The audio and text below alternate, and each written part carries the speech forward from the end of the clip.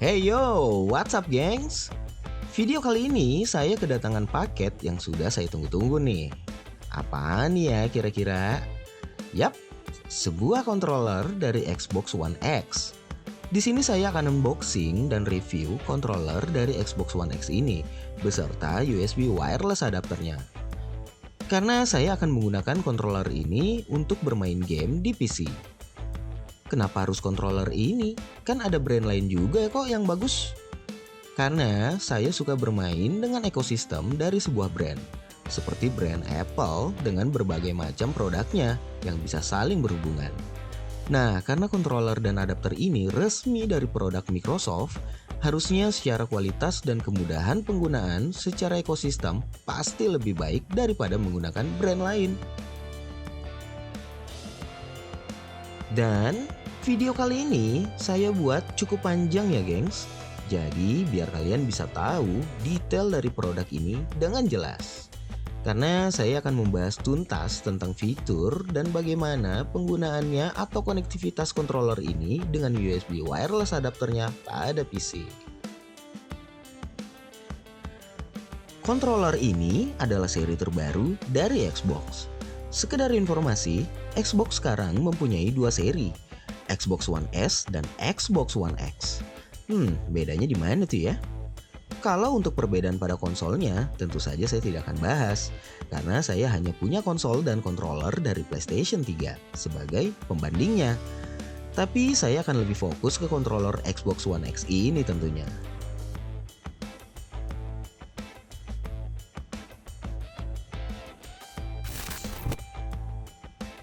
Untuk wireless adapter ini hanya khusus untuk penggunaan controller dari Xbox. Karena adapter ini adalah keluaran resmi dari Microsoft. Dan adapter ini pun bisa menghubungkan maksimal 8 buah controller secara bersamaan. Biasanya sih untuk penggunaan di beberapa jenis permainan tertentu yang sudah support multi-controller. Seperti permainan bola atau permainan balap. Pada paket penjualannya pun termasuk sederhana untuk sekelas produk Microsoft. Di dalamnya sudah tersedia kabel USB extender untuk menambah jangkauan sinyal dari adapternya ketika mungkin jarak kontrolernya cukup jauh dari PC atau laptop. Kali aja kan ada gamers yang main game, PC-nya di lantai 2, orangnya di lantai 1. Nah, lupa pakai datu kabel extendernya.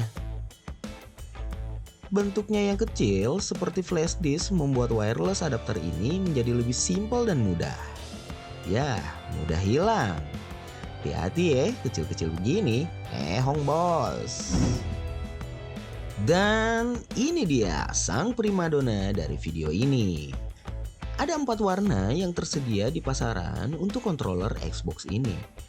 Warna merah, biru, putih, dan hitam.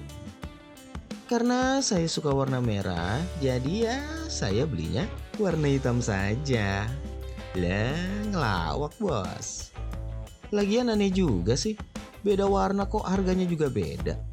Mending ada desain atau corak yang bikin keren, boleh kalau itu. Ya mungkin karena stok di warna tertentu tidak sebanyak stok di warna yang umum. Makanya khusus warna merah dan biru bisa lebih mahal sekitar 100-200 ribu. Kalau ngomongin fungsi, ya sama aja tentunya. Masalah selera doang sih itu, ya nggak? Kalau untuk rasa, ketika menekan tombol dari controller ini sangat empuk. Dan ada rasa sedikit clicky ya. Atau bisa dibilang seperti menekan tombol pada keyboard gaming yang versi mekanikal. Nah, gamers pasti paham lah. Tapi kalau bukan gamers gimana bang? Tenang, sering-sering aja belanja aksesoris gaming, ntar juga paham sendiri. Pada bagian belakang controller ini terdapat tombol untuk mengaktifkan fitur wirelessnya agar bisa terhubung pada PC atau laptop. Dan tepat di bawahnya ada lubang USB tipe C. Nah, slot ini untuk menghubungkan controller tanpa menggunakan fitur wirelessnya. Dan bisa juga untuk pengisian ulang daya pada baterai khususnya. Dan terakhir ada slot untuk baterai. Controller ini bisa menggunakan 2 jenis baterai ya, baterai A2 dan baterai khusus yang biasa disebut play and charge. Pada bagian bawah ada lubang untuk koneksi audio dengan penggunaan kabel jack 3,5 mm. Dan di sebelahnya ada lubang konektor untuk aksesorisnya seperti Xbox Chatpad untuk chatting di Xbox Live dan bisa juga untuk aksesoris charging stand-nya ketika controller ini sedang tidak digunakan.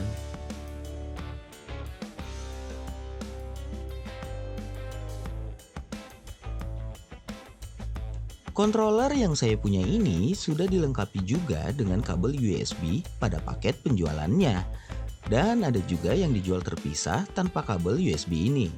Sebenarnya bisa juga kok menggunakan kabel USB dari handphone. Yang penting kabelnya sudah USB tipe C juga ya. Karena controller versi sebelumnya masih menggunakan slot micro USB. Sebagai perbandingan, pada controller PlayStation 3 saya, controller Xbox ini memiliki perbedaan rasa yang cukup berbeda ketika menekan tombol-tombolnya. Yap, seperti yang sudah saya jelaskan sebelumnya. Adanya rasa kliki yang membuat controller dari Xbox ini sangat nyaman ketika ditekan. Ya, mungkin inilah yang dinamakan menekan tombol sejatinya. Kalau pada controller PlayStation 3 seperti tidak menekan tombol karena terlalu empuk. Tapi ya balik lagi ke selera masing-masing ya.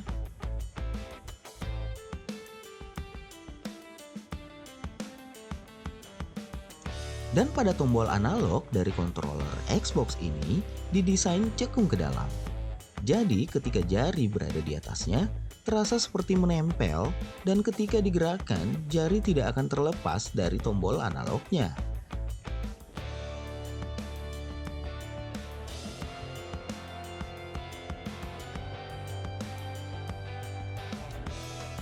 Sedangkan pada bagian pinggirnya terdapat balutan berbahan karet dan mempunyai gerigi yang membuat jari tidak akan slip ketika menggeser tombol dengan cara memegang dari sisi pinggirnya.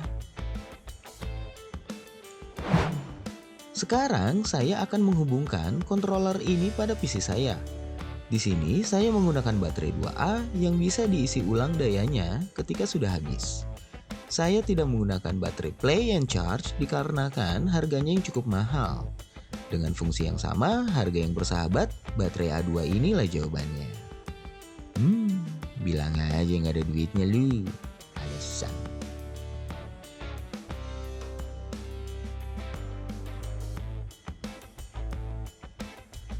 Setelah adapter dihubungkan melalui slot USB pada PC, ada tombol yang harus ditekan agar adapter mencari sinyal Bluetooth dari controller. Pada controller harus dihidupkan terlebih dahulu dengan menekan tombol yang berlogo Xbox dan disusul dengan menekan dan tahan sekitar 3 detik pada tombol kecil yang berada di belakang controller agar bisa menangkap sinyal Bluetooth dari adapter. Tanda controller sudah terhubung dengan PC dengan melihat lampu dari tombol power sudah tidak berkedip lagi. Pada menu Windows, kita bisa masuk ke control panel, lalu hardware and sound, lalu devices and printers. Klik kanan pada icon controller, game controller setting, lalu pilih properties. Di sini, kita bisa memastikan pada setiap tombol di controller ini berfungsi dengan baik atau tidak. Dengan menekan semua tombol pada controller, kita bisa melihat apakah sudah sesuai pada menu properties yang ada di Windows.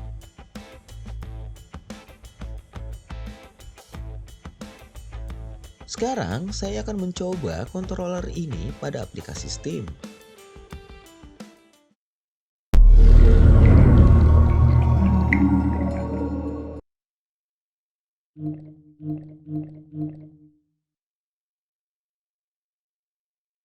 Oke, dengan melihat icon tombol controller pada aplikasi ini, berarti controller sudah terhubung dengan sangat baik.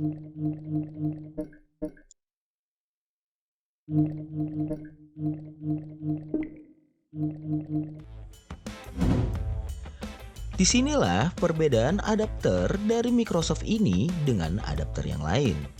Ini adalah fitur yang berbeda. Selain bisa menghubungkan multi-controller Xbox, Adapter ini menghidupkan fungsi dari lubang konektor audio pada controller. Jadi bisa mendengar suara dari PC seperti suara game, musik, atau nonton video. Tinggal colok kabel jack 3,5 mm dari headset langsung ke controller.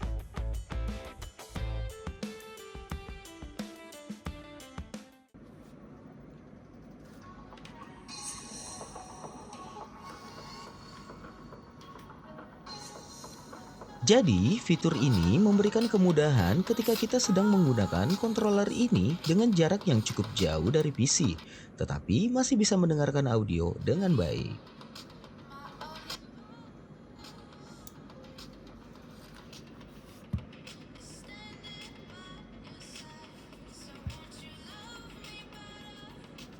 Oke gengs, sekian dulu video unboxing dan review ini.